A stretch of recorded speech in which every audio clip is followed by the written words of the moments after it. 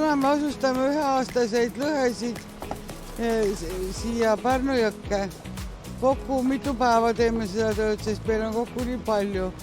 Et täna mahtus meil peale kuskil 15 000 tükki ja siis 3 autoga tõime. Ta on nii ilus suur juba, et siis rohkem ei mahu kui 15 000. See on siis ühe kantmeetri peale võib panna kuskil 70 kilo.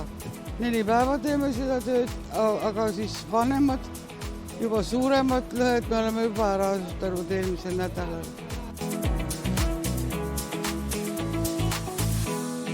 Me otsime sellise koha, kus on niisugune kallak, et see vesi voolab alla ja vooliku paneme niimoodi ilusti, et ta liiga järsult ei läheks, et kala viga ei saaks, et kõik need kohad on meil ammu enne ära otsitud ja see on üks paremaid kohtasid.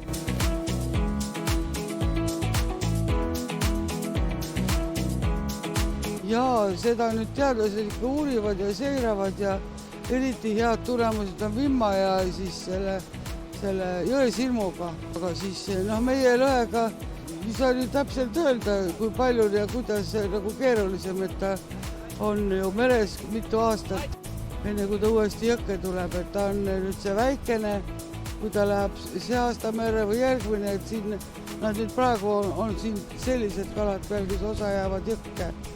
Kui emaskala on 3 aastat meres olnud, siis ta juba enamasti tuleb tagasi kudema. Isaskalad võivad 2 aasta pärast tulla.